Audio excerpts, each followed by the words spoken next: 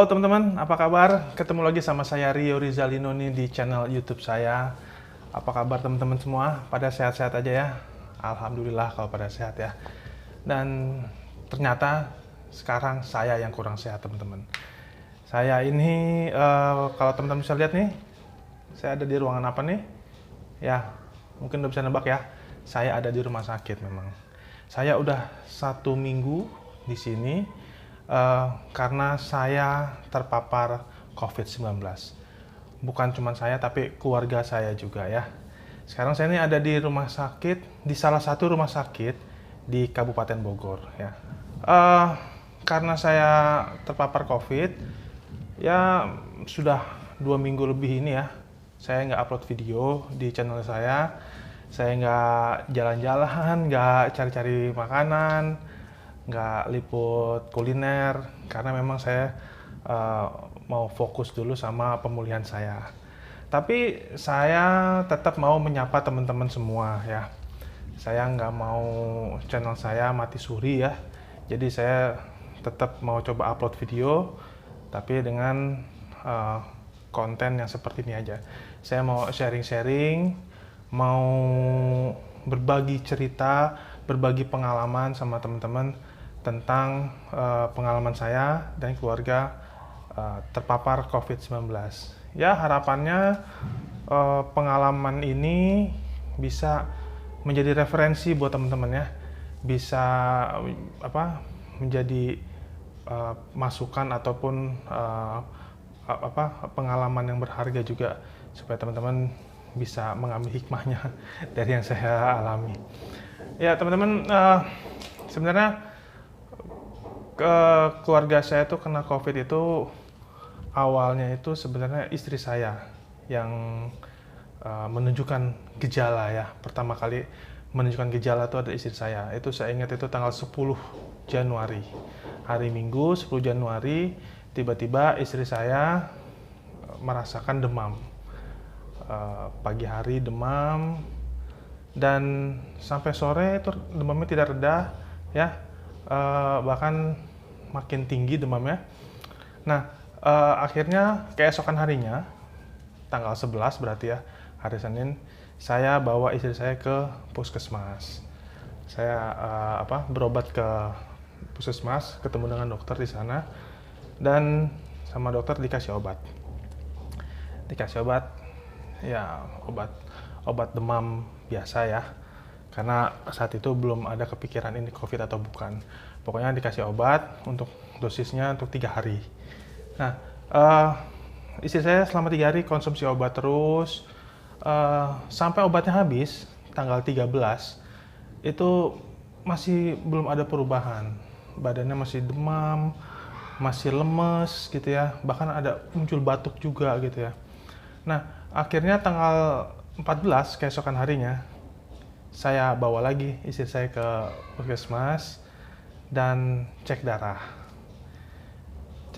Keluar hari itu juga hasil cek darahnya, dan istri saya dinyatakan tipes ya, oleh puskesmas dinyatakan tipes, dan diberi obat lagi ya. Diberi obat lagi itu kalau nggak salah untuk 3 hari kemudian lah ya, dosisnya untuk 3 hari gitu ya. Nah, tanggal 14 itu saya malamnya, giliran saya yang merasakan ada gejala-gejala nih. Saya malamnya itu mulai demam ya, mulai bersin-bersin, mulai batuk juga, dan mulai menggigil juga. Tapi lagi-lagi saya belum berpikir ini COVID gitu ya. Saya berpikir saya mungkin kecapean aja kemarin-kemarin karena ikut ngurusin istri saya. Karena ketika istri saya sakit, saya yang jaga anak-anak, saya yang ngurus rumah gitu ya, yang bersih-bersih. Saya pikir itu aja. Saya pikir saya cuman kecapean. Akhirnya saya minum obat warung ya, obat flu biasa gitu ya, sama tolak angin. Nah, selama 2 hari saya minum obat itu nggak ada perubahan. Bahkan hari Jumatnya, tanggal 15, itu sore hari saya baru menyadari kalau saya tuh kehilangan penciuman. Eh, dan saya mulai was-was itu, mulai was-was, wah ini kok nggak bisa nyium bau balsem ya, bahkan minyak kayu putih pun saya nggak tembus ya ke hidung. Dan anak saya yang paling besar juga mengalami gejala yang sama, hampir bersamaan dengan saya. Anak saya yang paling besar itu juga dia merasakan demam, batuk, pilek, dan hilang penciuman juga. Hari Jumat itu tanggal 15 saya merasakan itu ya. Bersamaan juga ketika kondisi istri saya yang masih drop, belum sembuh juga gitu ya, meskipun sudah minum obat. Akhirnya tanggal 16 hari Sabtu, saya dan anak saya berobat ke puskesmas. Nah, di situ saya ketemu dengan dokternya dan saya berobat bareng tuh sama anak saya. Bertemu dengan dokternya sama, berbarengan karena memang gejalanya sama ya. Jadi sekalian aja gitu ya, biar nggak 2 kali. Saya jelaskan saya udah 2 hari demam, anak saya juga demam, terus batuk-batuk, flu gitu ya, terus nggak enak badan lah gitu ya. Saya juga sempat bilang sama dokternya, Bu, ini saya sama anak saya juga nggak bisa nyium bau-bauan nih Bu, gitu kan ya. Ini penyebabnya apa Bu ya? Karena influenza atau karena ada sebab lain? Nah, saya pakai istilah sebab lain karena saat itu saya masih coba, saya masih belum berani lah ya menganggap diri saya itu kena COVID ya. Saya pakai istilah sebab lain itu semacam apa ya, semacam denial juga sebenarnya ya, semacam penyangkalan kalau memang saya itu ada gejala COVID. Justru saya berharap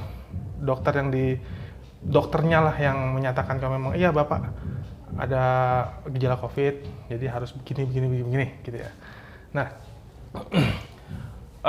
saat itu akhirnya saya dikasih obat sama dokternya, dan terkait kehilangan penciuman saya dan anak saya itu, dokternya itu bilang ini belum tentu COVID gitu kan ya, karena dalam beberapa kasus influenza pun itu bisa menyebabkan kehilangan penciuman karena hidungnya mampet gitu kan ya. Jadi dokternya waktu itu menyarankan diminum dulu obatnya, istirahat yang cukup dulu.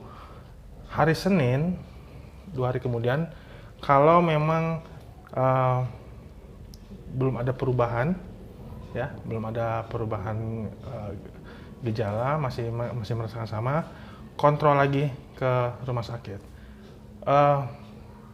Kata-kata kontrol lagi itu saya berharap memang ada tindakan lebih lanjut ya. Tindakan lebih lanjut dalam arti harus dideteksi ini COVID atau bukan. Jadi saya berharap dan saya beranggapan ketika hari Senin itu, kalau saya memang tidak ada perubahan gejala, saya mau langsung swab tes aja lah. Saya mau langsung di swab, di PCR, supaya pasti, supaya yakin ini COVID atau bukan gitu. Akhirnya saya pulang ke rumah, dan hari itu juga saya putuskan saya ngomong sama istri saya, sudahlah kita sekeluarga tes PCR aja. Nanti hari Senin kita ke puskesmas lagi semuanya, kita langsung minta tes PCR di sana supaya kita yakin semua.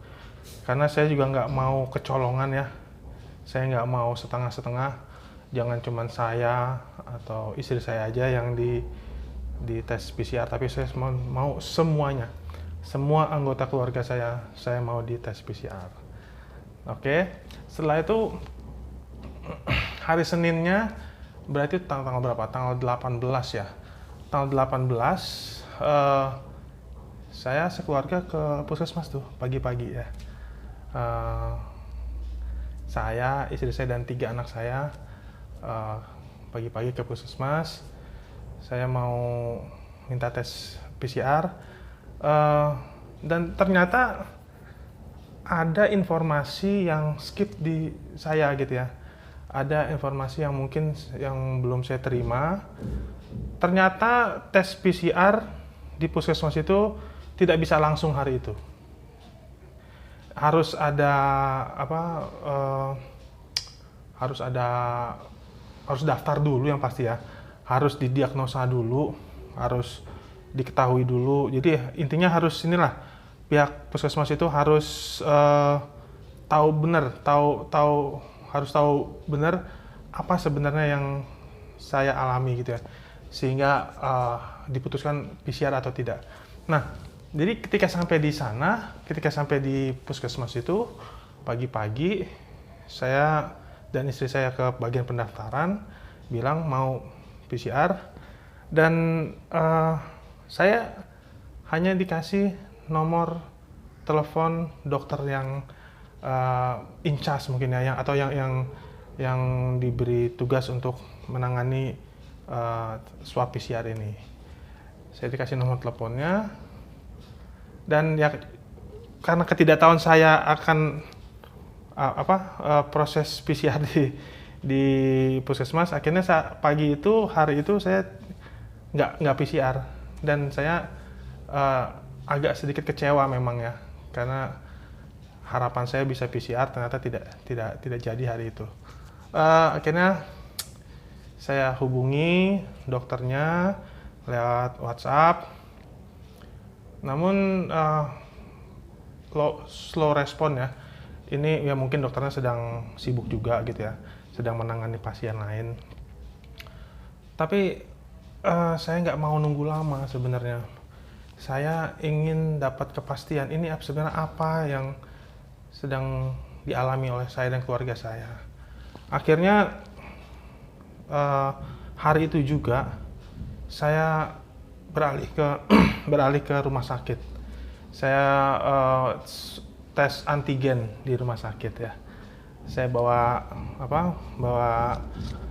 keluarga saya ke rumah sakit untuk antigen. Meskipun awalnya itu harapannya PCR ya. Kan antigen itu sebenarnya tingkat akurasinya di bawah PCR, karena antigen itu hanya sebatas untuk screening aja ya. Tapi nggak apa-apa lah. Saya pikir paling nggak ada ada petunjuk gitu ya, ada clue gitu, apa sebenarnya yang terjadi sama saya dan keluarga gitu. Akhirnya siang itu, hari Senin, saya tes antigen sama keluarga saya. Sore harinya keluar hasilnya, dan saya beserta 3 anak saya dinyatakan positif COVID-19. Tapi istri saya, ini yang saya heran, istri saya justru malah negatif. Padahal itu diantara kami berlima ya, saya, 3 anak saya dan istri saya, itu istri saya itu yang paling drop kesehatannya, ya, paling kelihatan sakit lah gitu ya, paling lemah badannya, paling panasnya yang paling tinggi juga gitu ya. Sementara saya juga merasakan yang sama, tapi tidak separah istri saya. Dan anak-anak saya yang kecil ya, yang 2 itu justru malah tidak kelihatan kayak orang sakit gitu ya. Mereka tetap aktif, on terus lah, namanya anak-anak kecil ya, main terus kesana kemari gitu. Justru mereka positif. Nah, akhirnya sore harinya itu saya WhatsApp lagi dokter yang di puskesmas itu. Saya bilang, Bu, tadi saya dari puskesmas karena belum dapat kepastian, akhirnya saya swab antigen di rumah sakit, dan hasilnya saya positif, anak-anak saya juga positif, sementara istri saya negatif. Saya jelaskanlah semua kondisinya. Saya konsultasi via WhatsApp ya dengan dokternya, dan dokter itu bilang memang seharusnya tes PCR ya, karena tes PCR itu memang yang lebih akurat. Nah, akhirnya salah satu tracer atau orang atau petugas atau anggota Satgas Covid di puskesmas itu akhirnya menghubungi saya. Wawancara lah saya by phone sama dia ya. Ditanya kronologinya gimana, awalnya gimana, apa yang dirasakan. Semua ditanyakan data-datanya. Dan akhirnya saya oleh dia dijadwalkan untuk tes PCR seminggu kemudian, ya, di hari Senin kemudian. Ya jeda waktunya memang panjang ya, 1 minggu. Dan saya sempat nanya, ini kok lama sekali ya, apa nggak bisa lebih cepat gitu ya. Dan dia menjelaskan memang ini banyak yang harus dites, sementara kuotanya terbatas, jadi memang harus dibagi-bagi gitu ya. Oke lah, saya ikuti saja alurnya, karena memang saya saat itu memang merasa memang harus PCR gitu ya, gimana pun caranya saya harus PCR supaya pasti dan saya bisa dapat penanganan lebih lanjut gitu. Harapan saya saat itu memang puskesmas gitu ya, karena saya dari awal memang niatnya memang mau lewat puskesmas untuk semua ini. Tapi akhirnya salah satu kakak sepupu saya itu mendengar kabar saya positif, dan dia juga tanya tentang tes PCR. Saya jelaskan puskesmas menjadwalkan Senin pekan depan. Ya dia agak kaget sebenarnya, ini lama gitu ya, jeda waktunya lama. Khawatirnya sih khawatirnya kondisinya saya dan keluarga itu makin memburuk dan butuh penanganan cepat. Nah, akhirnya saudara saya itu, kakak sepupu saya, berinisiatif menghubungi temannya ya di rumah sakit ini nih ya. Dia menghubungi temannya, nanya masih ada kamar nggak di sana untuk pasien COVID yang sudah dinyatakan positif oleh tes antigen. Akhirnya saya nunggu selama kurang lebih 2 hari ya. Nah, tanggal 22 hari Jumat pagi, saya baru dapat kabar dari saudara saya bahwa ada kamar di rumah sakit ini. Akhirnya saudara saya bilang, udah siap-siap aja, langsung ke sana, bawa surat antigennya, bawa data-data KTP, KK segala macem. Nanti langsung masuk lewat IGD aja. Nanti langsung dilayani dan diberikan perawatan. Saya seneng dapat kabar seperti itu, tapi di satu sisi saya juga bingung. Ini gimana caranya saya bisa sampai ke rumah sakit itu? Karena jarak dari rumah saya ke rumah sakit ini itu cukup jauh ya. Meskipun masih dalam satu kabupaten Bogor, tapi jauh. Saya bingung gimana caranya ya. Kalau pakai taksi online, saya khawatir bisa menularkannya karena posisinya saya positif gitu ya di sekeluarga dengan istri dan anak saya. Juga kondisi kesehatannya nggak begitu bagus. Takutnya nggak ada taksi online yang mau nerima gitu ya. Nah, akhirnya saya menghubungi lagi dokter di puskesmas. Saya bilang sama dia, "Dok, ini ada rumah sakit yang mau nerima saya untuk merawat saya sekeluarga terkait COVID. Tapi saya bingung kesananya gimana ya. Apakah puskesmas bisa bantu, Bu? Mungkin saya bisa diantar pakai ambulan dari puskesmas." Dan ternyata bisa ya, dokternya bilang bisa Pak, kita antar asalkan sudah ada kepastian rumah sakit sana memang mau menerima Bapak dan keluarga. Saya bilang iya, saya kirimkan itu tuh bukti chat saudara saya dengan dokter sini yang menyatakan memang bisa. Akhirnya dokter di puskesmas mau bantu mengeluarkan ambulannya dan menjemput saya sekeluarga. Saya terima kasih banget ini sama puskesmas. Kalau tidak diantar dengan puskesmas mungkin saya nggak tahu bisa sampai di sini apa enggak ya. Ya udah, akhirnya saya diantar tuh sama ambulan, pakai ambulan puskesmas saya sekeluarga, diantar sampai rumah sakit ini. Dan saya seneng banget, lega gitu ya. Akhirnya saya sekeluarga bisa sampai di sini. Dan sesampainya di rumah sakit ini saya langsung diterima dengan baik di IGD-nya. Saya langsung dipasang infus, direkam jantung, di ronsen, pokoknya dikasih perawatan seperti itu. Dan akhirnya saya dibawa ke kamar. Saya dapat kamar hari itu juga, nggak lama lah. Sejak tiba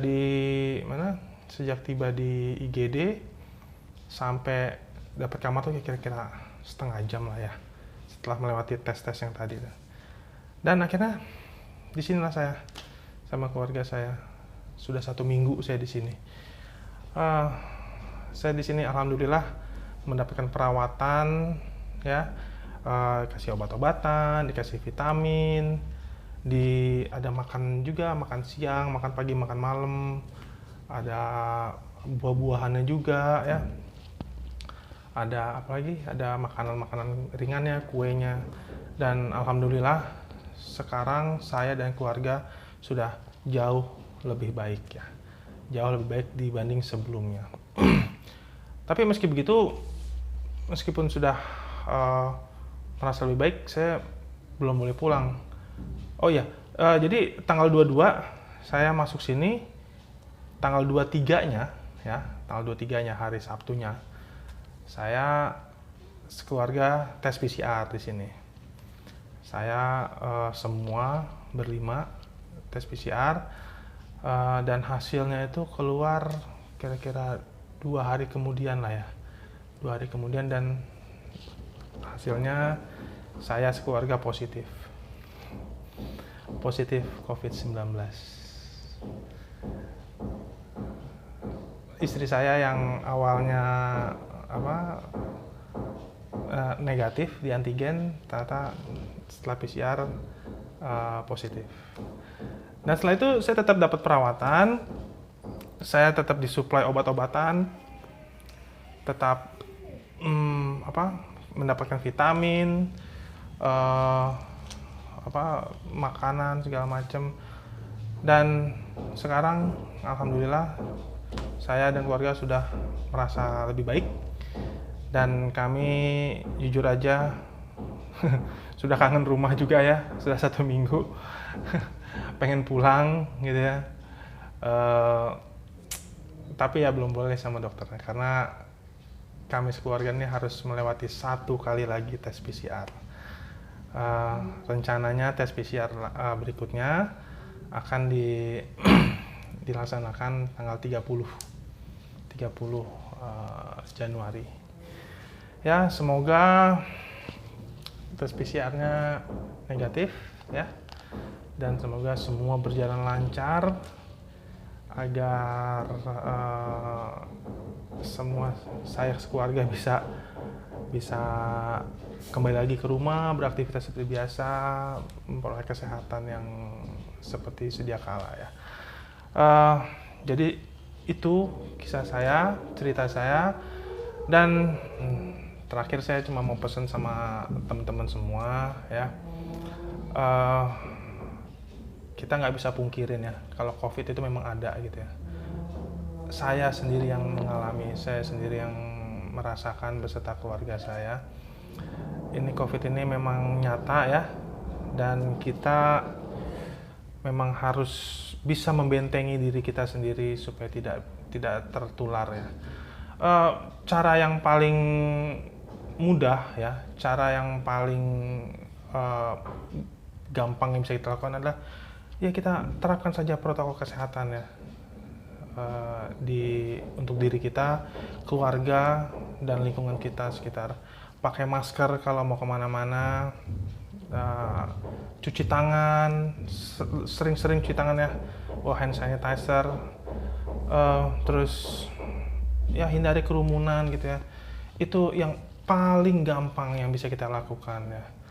Karena kita melakukan pencegahan itu ya, kita melakukan semua itu sebenarnya bukan untuk kita ya, tapi untuk orang-orang di sekitar kita. Saya pribadi nih merasa gimana ya, jangan-jangan istri dan anak saya itu tertular dari saya. Mungkin saya selama ini abai dengan protokol kesehatan, saya yang terlalu meremehkan gitu ya, atau saya yang tidak mau dibuat repot dengan protokol kesehatan. Akhirnya mungkin karena saya juga, istri dan anak saya tertular. Ini pukulan berat buat saya sebenarnya. Saya sebagai seorang ayah ya, sebagai seorang suami juga, kepala rumah tangga, saya merasa menyesal sebenarnya. Dan jangan sampai perasaan ini dirasakan juga sama teman-teman di luar sana. Jadi alangkah baiknya memang kita terus-menerus menjaga protokol kesehatan supaya resiko COVID-19 itu tidak terbawa di diri kita hingga akhirnya terbawa juga sampai ke rumah. Itu aja saya mau pesan. Dan terima kasih teman-teman udah nonton video ini. Semoga bermanfaat ya. Semoga bisa memberikan referensi, syukur-syukur bisa menjadi inspirasi atau motivasi. Saya hanya bercerita, berbagi pengalaman, mungkin ada hikmahnya buat teman-teman semua ya. Oke, itu aja sih yang saya mau sampaikan di video saya kali ini. Untuk sementara saya nggak bahas makanan dulu ya. Tapi ada satu hal nih yang saya mau sampaikan juga nih. Saya seminggu di rumah sakit ini, saya mendapatkan makan pagi, makan siang, makan malam, itu menunya beragam. Menunya itu macem-macem dan itu makanan enak-enak. Saya awalnya berpikir masakan rumah sakit itu nggak enak, hambar gitu ya, bahkan membosankan. Tapi ternyata enggak loh. Di sini di rumah sakit ini saya justru selalu menunggu-nunggu waktu makan karena saya setiap kali masuk waktu makan saya selalu ini menu apa lagi abis ini ya. Wah, ini menu, kemarin makan ini, sekarang makan apa ya gitu ya. Dan karena itu pula saya terpikir untuk bikin video reviewnya nanti ya. Saya mau bikin video review makanan atau menu di rumah sakit. Semoga ini jadi konten yang menarik juga buat temen-temen.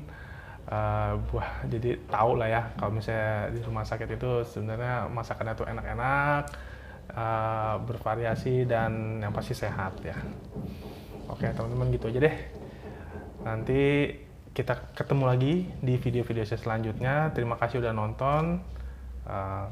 Kalau suka boleh di like, boleh di share, dan di komen. Teman-teman juga bisa berbagi cerita. Mungkin ada yang punya pengalaman yang sama terkait COVID ya. Bisa bersaling tukar pikiran, tukar informasi agar semakin memperkaya hasanah pengetahuan kita tentang COVID-19. Dan terakhir jangan lupa di subscribe ya. Di subscribe, dinyalakan lonceng notifikasinya supaya teman-teman bisa dapat update video terbaru dari saya. Oke, sampai ketemu lagi. Saya Rio Rizalino undur diri. Dadah.